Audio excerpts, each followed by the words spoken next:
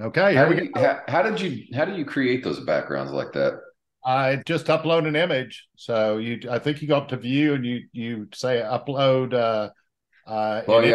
yeah, I do. But where'd you create the background? Oh, that was actually Creatokia that did that for me. Oh, that's their background. That's That's cool. them. They're using their graphics department to make things more interesting in our No life. wonder it's so flashy. Yeah, I know. I like it. So I took my little GIF that introduces the series with that interesting little music that it had. Yeah, I right. changed it to this thing, and so I've got a more interesting GIF because I use their background. So it's kind of That's cool. I do. I like that, man.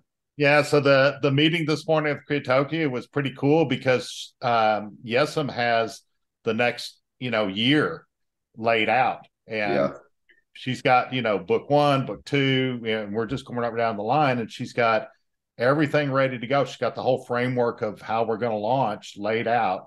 uh Little details to be, it's just in general, right? Little details yeah. still to be determined, like we've got to go through the spreadsheet on Monday and determine some of the details, but in general they've laid out that entire framework, and I just love it. I thanked her and said, look, remind me of Dell. Right. It's Yeah. great to have a team behind you of competent people who are busy doing great things in the background. And Very she said cool. they had a long meeting yesterday, and this was the result. Of She wrote all this up because of that meeting. Ah, They changed a that's why couple. there's been so many developments between last time and this time. Yeah, they're just looking at how things are launching and modifying as they go, because this is very much a work in progress. Oh So yeah. Oh, it's a brave new world out there. yeah, ours is anyway. It's great. Yeah, I'm very comfortable going that's there. cool. I'm glad to hear that. I'm super I glad to got hear to that. go into the virtual auditorium with her today too, and I What was the coolest part about that? so to me, one, it was very easy to get in, to move around. It was very easy to take over as presenter and toss things up on the big screen in front of everybody, and then Yeah, you can scroll, and change screens and do things like that. So it looks like it's really easy to manage the tech that goes along with the room. So we can good. just concentrate on the audience and what they're asking about, and we'll probably throw the homepage up, the Metaverse page. We'll probably throw that up in the background and go from there. And if we want to bring other stuff in, we can. Uh, Cool. and I So think it was more of a live experience like what we've been going for rather than just like a Zoom meeting kind of thing.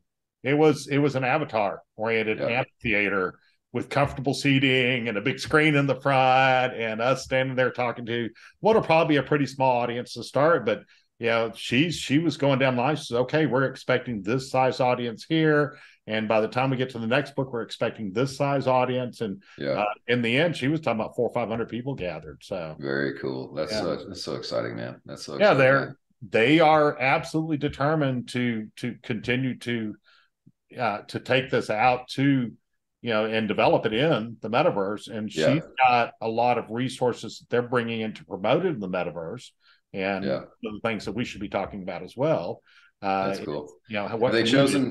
Have they chosen a platform that they're going to operate from yet? I mean, obviously the Creatokia platform, but are they thinking about entering with, whatever Meta is doing or one of the other developers of actual real estate, metaverse real estate or no? So well, I know which part you're talking about, but like the site is going to be available to us to work eventually. Right now, she has to make the changes, but Yeah. eventually, the creators will be able to take that site over and adapt it to however they want. But they'll keep using that same site, and then Yeah. they're using common tools like Stripe and things like that on the back end. And then there's the amphitheater, which is run off of Spatial. Okay. Gotcha. Wow. So they put a lot of work into as far as they've come in such a short amount of time. That's really promising. Kind of the fun thing, there's something called Ready Player Me, and I Hmm. went out there the other day and created an avatar, and Yeah.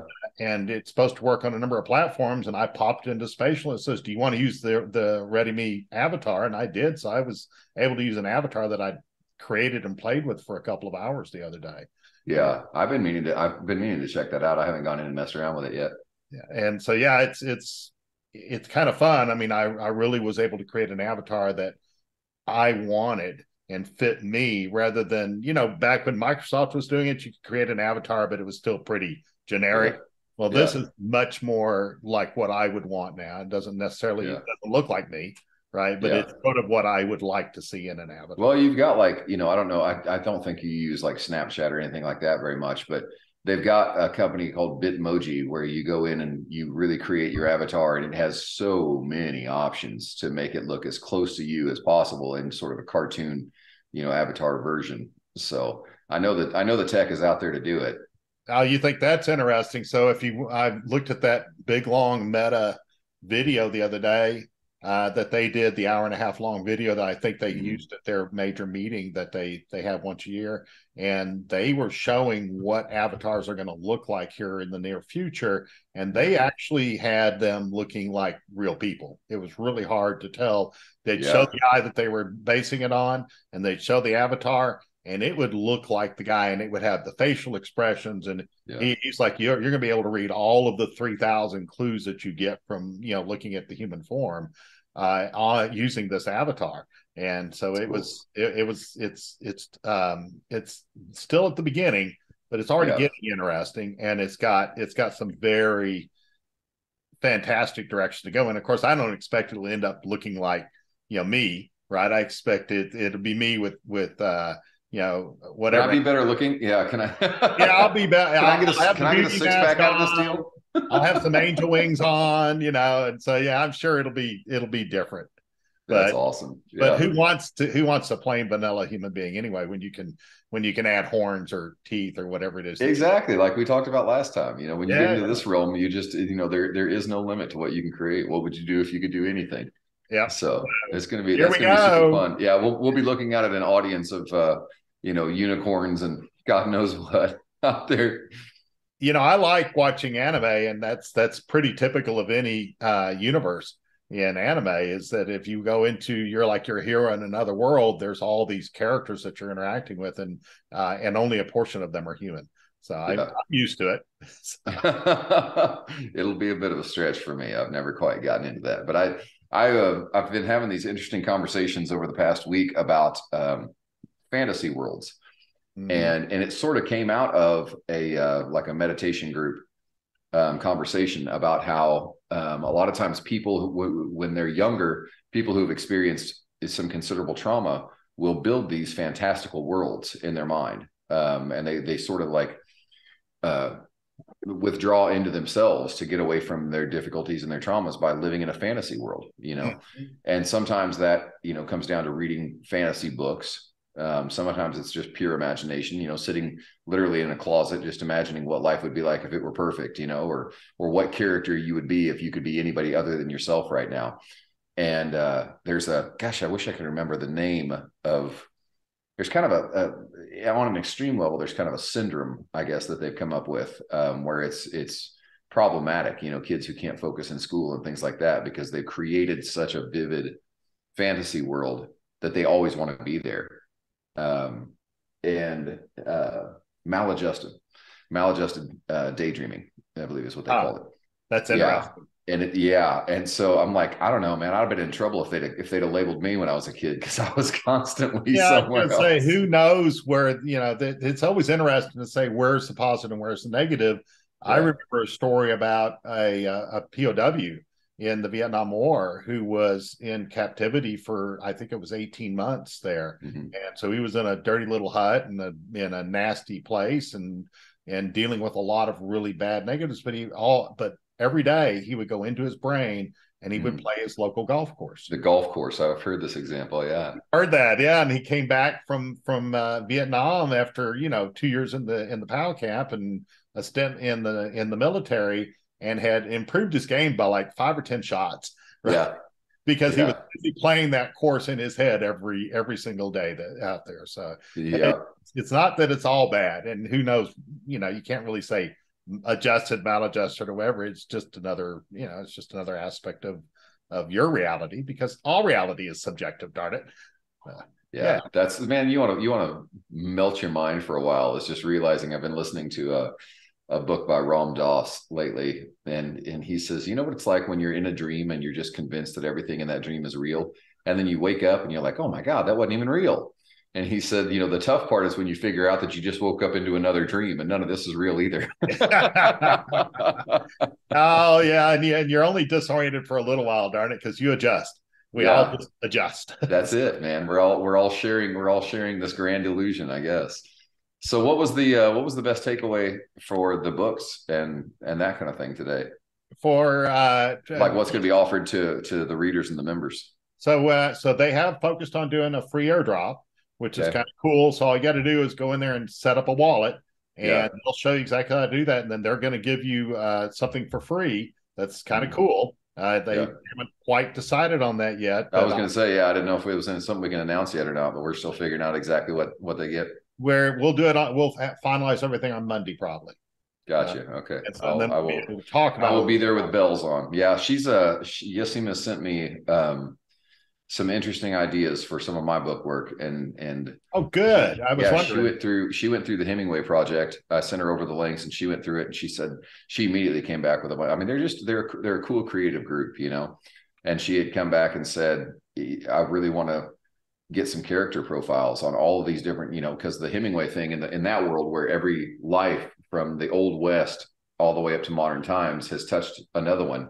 She said there's just so much room for additional stories and character development in this that it would almost be cool that if those type of, you know, backgrounds were their own, you know, offering, their own NFT offering, where you would be the only holder of this one particular, you know, other people could read it, but you would own the original copy, the first one that was ever released. And that, I thought that was a pretty unique idea too. And she said that she might have shared this with you, but she said that one of the things that they're really looking at with the publication in Web3 space and in the metaverse of new works of fiction is just how much content it allows. You know, if you've got those raving fans who just love the world that you've created, they want as many character profiles as they can get. And they want artist renderings of every individual character. That was another one. She said, I really want you to find an artist that you like working with, and really suss out what these characters look like so that we can have a picture, we can actually, read about this person or listen to the audiobook about this person and really have an image in mind of how you see them. And I thought that was pretty cool with the Harmonizers group would be, some actual avatars, if you will, of all of the different many characters, Well, and there, of course, there's your voice, which can bring anything alive, right? And so I really would love. I mentioned graphic novel to her, and that avatars may be a better idea, but somehow bringing these things. I just mentioned other ways that we can bring things to life, and the treasure hunt that we need to talk about a little bit. We probably won't get into it on the podcast because that's going to be detail oriented, but we will have a treasure hunt as the books take off into the metaverse. Cool. And then I would love to do something graphic after that. Yeah. And whatever direction we decide to go in with that, but I'd love to take those funds and bring in a graphic artist and match somebody up to what we're doing, just like you can match them up with the Hemingway project. And hey, for anybody who's watching this podcast, Hemingway project made me cry. And I don't cry over books, right? I get emotional sometimes with, really deep dramas on TV, but there's a lot more coming at you there. It's just because you got visual and audio and everything else. Well, with the Hemingway project, I not only was reading, but then I had the songs, and you'd sing that song that told the story, or at least background to the story, and it would ping so many little heartstrings that I couldn't help myself, right? And that's multimedia, right? It's getting you more involved, and that's what you did with the Hemingway project, which I thought was just genius. So I'm excited now. I mean, I hadn't even thought about. None of us had thought about any of the ways to deepen. I mean, maybe I shouldn't say none of us. I'm sure lots of people think about all kinds of cool ways to deepen the reader connection with characters from their books and their projects. But I think the thing that I've been the most excited about, like just looking at what Creatokia is doing and looking at the options for an infinite world of possibilities, if like we were talking about the real estate spaces in the metaverse, to be able to go in and for Arian to have an actual character there where you're like, oh my gosh, you could go interact with her, see her sword training. I mean, it just excites the hell out of me, man. Yeah, I'm sorry, but the creator me loves that and thinks, where Yeah. can we go with all Yeah. of that? I just, to me, we're right at the very beginning here, Yeah. and a year from now, the ideas we'll be bringing to the table and things that we'll be doing with Creatopia will be so far even beyond this, Yeah. right? But this, from what I see from the other offerings that are out there in the metaverse, this looks like a step up to me from what's been offered up to now, because you see everything is out there and you figure out how to do it better, but it's Yeah. still an iteration, right? Yeah. So maybe it's not just different colored backgrounds on covers. Maybe it's covers that have a different artistic feel to them, whether it's a Yeah. watercolor or whatever. But that's still just a slight step up from where we were. Where will all of that take us over the next year? That to Yeah. me is the exciting part. Want Yeah. to see what we're doing at this time next year, right? Maybe there's, who knows what's going on, Yeah. right? Well, I was reading an article in Forbes this week about the fastest growing career fields, and computer coding, specifically with regard to that kind of thing. There's so much opportunity now for creation. When the sky is the limit, and there's just needs to be there's a shortfall of coders where you can take them an idea and say, can you turn this, can you turn the Celestial Wars into a gaming experience? And then you find coders who say, yeah, here's this avatar, here's the scenario, and here's how you code that into, a mini game that you play on your phone or whatever. And it was saying that the projected growth was like 25%. Yeah, for coders, because there's just so many people needed to create all this new stuff. So So Zuckerberg's hour-and-a-half video that he put out, the yeah, one that I kept hearing throughout the video, it seemed like every few minutes he would mention either creators or coders yeah, every few minutes, and yeah, it just throughout. And he was, oh, we're going to need this. We're going to have to have a huge user base of coders as well that comes in and yeah, creates content that we can't even imagine, yeah, right? Because this is going to take off in directions that go far beyond anything that our corporation can come up with. And yeah, we're already aware of that. And we're ready to open up the code and take a back seat and see what other people come up with, which was yeah. really, to me, kind of amazing. If you think about corporations in general and the way that they've treated code in the past, that's really an amazing direction for him to be Well, thinking, yeah, you think even about, at this, especially at this early a time. yeah, you think about, the poor little nerdy guy stuck in some cubicle in the corner of a basement, who's just sitting there writing annoying, boring bank code, to now, hey, we need you to create a fantasy universe. There's so much stuff going on, man. So I'm curious. I'm curious what can be done. I remember when I was doing all those Twitter meetings, in the Twitter spaces, one company ran a contest, and they said within our universe, create a dance number for your avatar, for your character. Yeah. And the winner got a bunch of money and a job offer, basically. And all of these people went in and created these freaking elaborate dance routines with, like with their character and background dancers and the whole, the landscape behind them and the whole thing. And I was just blown away at this, what these folks were able to do with, do a 30-second dance number. And I don't know. I don't know if you were there that day we were talking about it. I went and watched every single one of those. I was just Really? like, Oh, it's yeah, yeah, interesting. Yeah, I'll have to go back and look that up. yeah. I'll see if I can Yeah, find that link. It was really cool to see, and and just running that as a contest where even if you don't, even if you didn't get the big prize package, and the job, just having your name out there as somebody who can create on that level, So yeah, and I hope as we talk that as people are watching this, if they say, "Well, I've got a great idea," yeah. don't hesitate to send it back our way. Oh, And you dude, yeah, never know if I'm you'll glad you get. said that. That's one of the things I'm really looking forward to about the Harmonizers, membership group, is just having that interaction with people who are into what you're into. With the imps group that I was in, the majority of the content on the Discord channel was user created, because you could say, I want an imp that looks like this. And so, sorry, that's my dog. I want an imp that looks like this. And it was just streams and streams of messages from people, user generated content, that made the community so much richer. And then you get other people commenting on what that person created, and it inspires them to create something new. And it's just this wellspring of creativity once you get into something that you like. Yeah, I'm sorry. I love the characters, right? Yeah. And they're near and dear to my heart.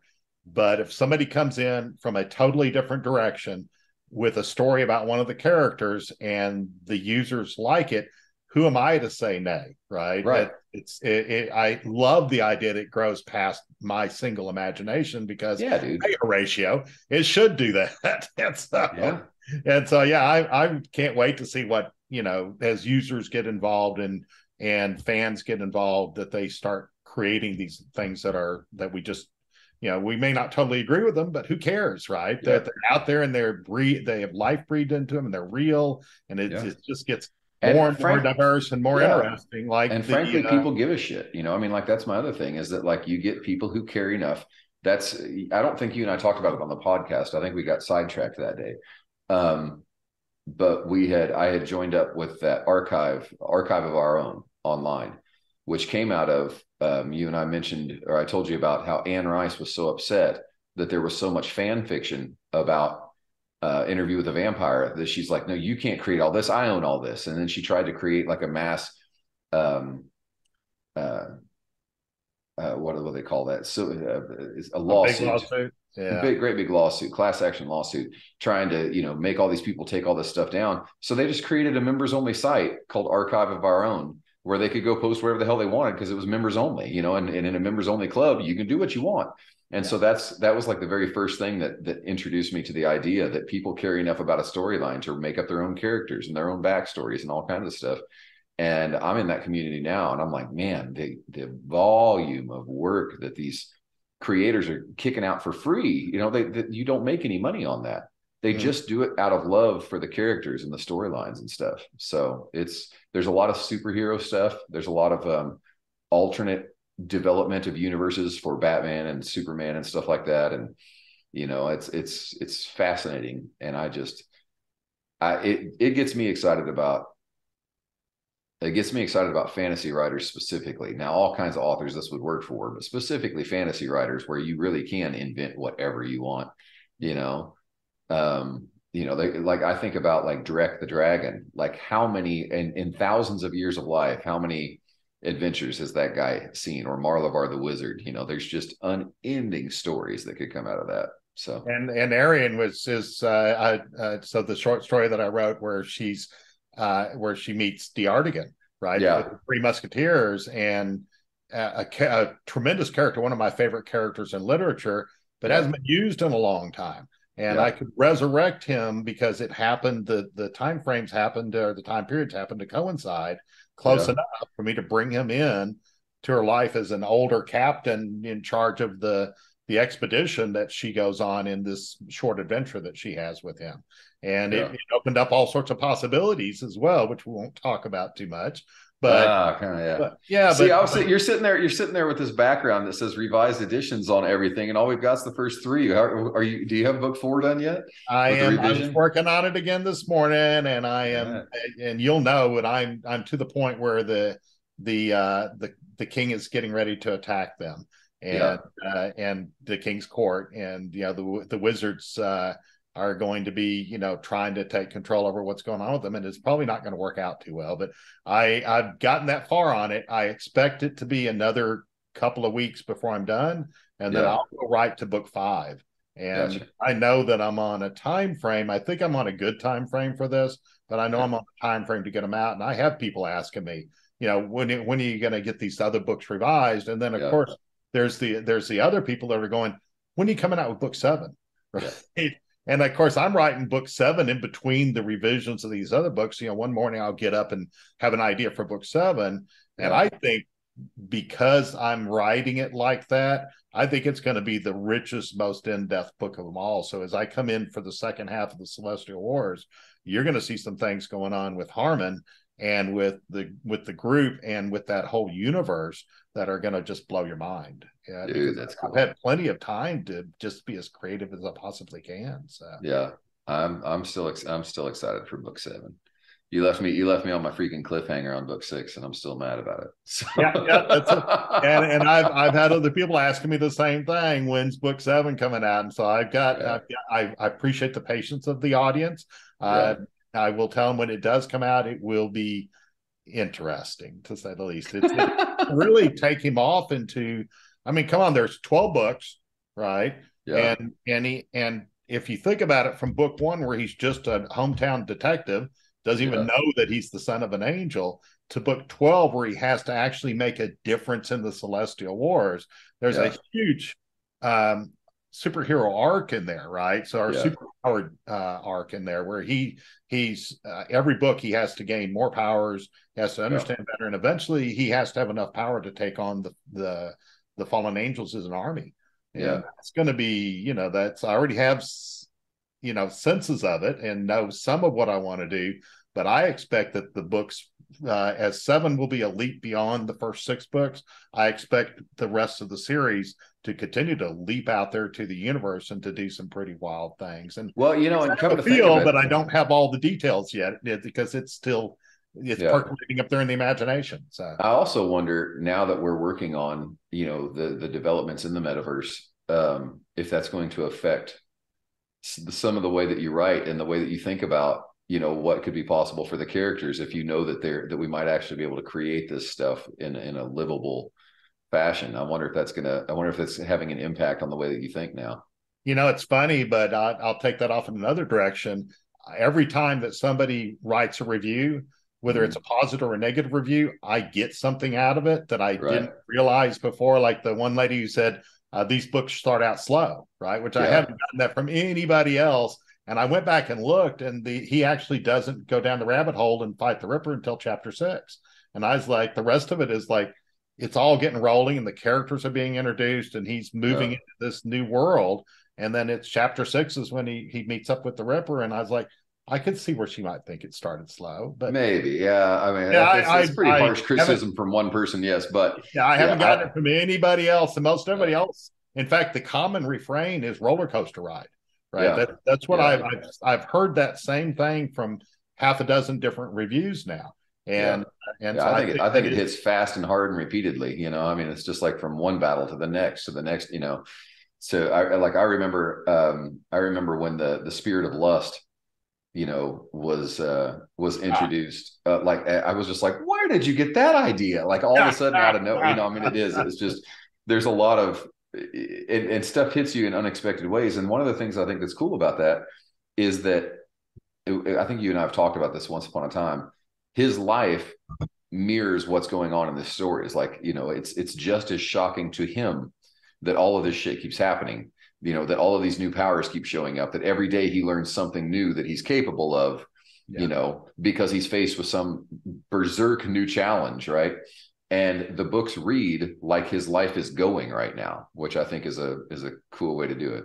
It definitely it keeps me involved anyway. So hey, I got to tell you, the last part of that thought is that if reviewers are making that much difference just with their reviews, what happens when the users come in and start creating the fan fiction and doing those things? Yeah. And how does that play? And I mean, legally, how does that play? Even with, because they're going to be throwing ideas out there. And I'm sorry, but it's just like the Star Wars universe. You're going to have the official Star Wars production, but you have this gigantic amount of creativity going on around that.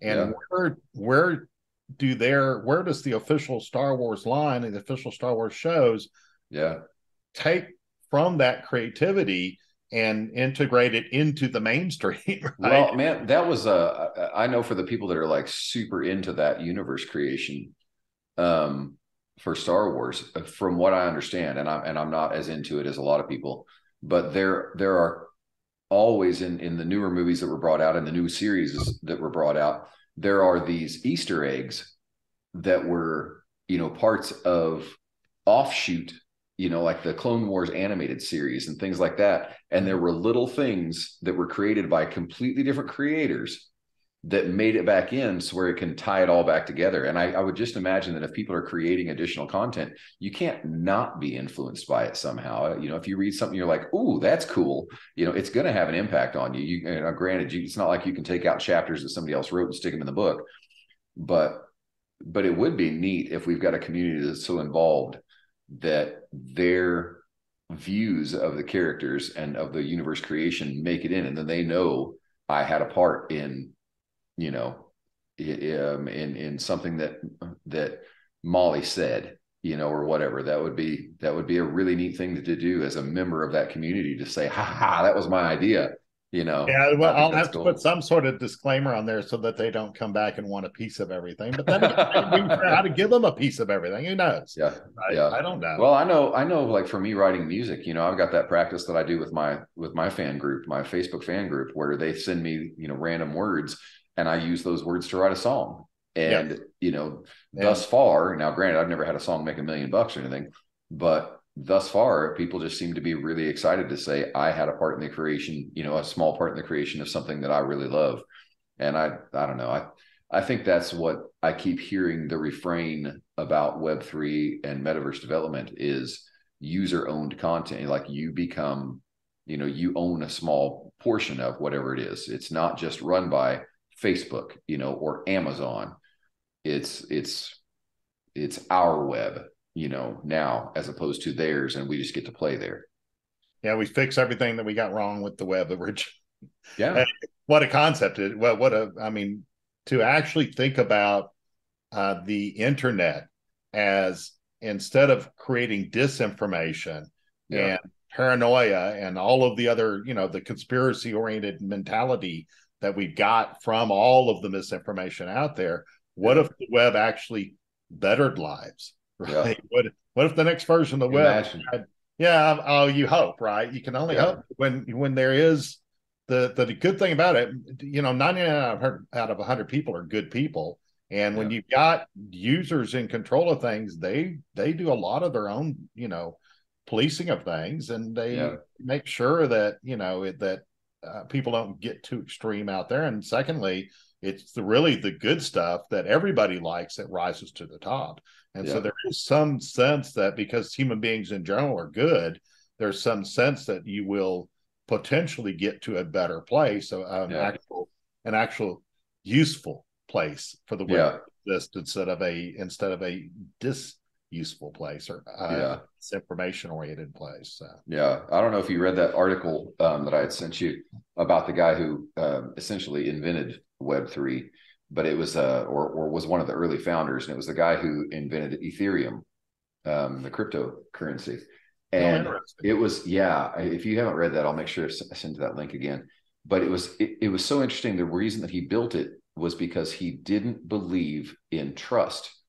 He said there is no such thing, there is no real thing that is trust. What we consider trust is either proof or faith. Mm-hmm. And when you expect something of someone, even love from your parents, you're having faith that they will do what you think is right. Mm-hmm. You know, you're putting blind faith in someone doing what you think is right, without regard for the fact that they may see something else as right. You know, even if they have the best of intentions, what they see as right might be very harmful to you. And so he said there's only proof and faith. And we keep putting faith in things, believing that people are going to do something altruistic for us. And that has just never been the case, because humans are selfish by our nature, right? So he said, I wanted to build a web experience completely built on proof, where nothing needed to have faith or trust, because it was all based on proof. Yeah. And that actually, I'm now I look at that and I think, who hurt you? You know, like, what happened to you as a child that made you, you know, so distrusting of human beings? But it's just his philosophy. And he said, I'm going to build a web experience completely based on cross-checked proof. And it made a lot of sense. He was still looking for a good experience out of it. So somewhere in there, he had some hope, right? Yeah. He had some kind of faith, right? So, yeah. Like, people will be a lot more honest if you check their work, I guess. You learn, at least in my life, I've always learned that it's verifiable trust, right? Yeah. I don't have any problem with asking somebody to verify what's going on before Yeah. I just trust them. I have to trust is sort of, slowly but surely, right? It's Yeah. a process that you get through with other people. You don't just automatically trust somebody that you Right. don't know and you haven't had a lot of experiences with.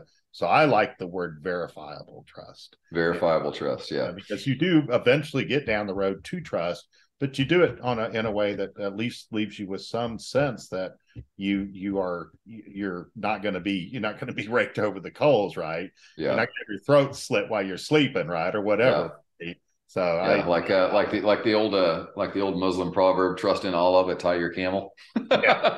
So verifiable trust. I'm sure that's going to be a part of Harmon's universe too, as he continues. He's got that almost childlike sense of things that keeps knocking him down, and it's one of the things that he's going to do in book 7 is start to get a little further down the path and understand what does it mean to have faith, right? Because that's going to run throughout the whole book is the power of faith. That's a part of what makes everything work in that book. And so it'll be interesting. He's picking that up from the grandfather character or from the realm of lost gods. Where does he, or is it both? He's picking it up he's picking up from everything, but I think it's the goddess, right? She's gonna cause some things to go on with him that will allow him to have a better handle on what trust means. Wow. And he will then be dealing with grandfather, which more about than anybody else does, right? But I look forward to, that's one of the most, it's already partially written, it's all in my head, but I'm looking forward to the scenes with grandfather more than just about anything. That's super cool, dude. Well, good deal, man. I guess we're about out of time. Did we cover everything that we needed to? Did the time just disappeared again? Time doesn't exist here, John. It's all good. It's all good. I'm kind of glad we got the limit, so that's because otherwise we could keep going. And I that'd be fine with me, but probably other people have other things they need to do in their day. So. I suppose so. Yeah, like my buddy says, time doesn't exist, but clocks do. Yeah.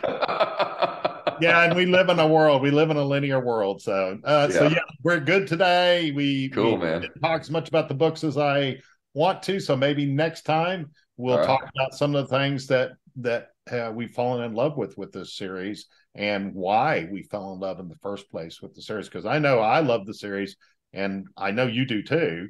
Yeah. And because you put a lot of your heart into this beyond any remuneration or anything. You put a lot of heart into this thing up front and have had that it would go someplace. So thank you for that.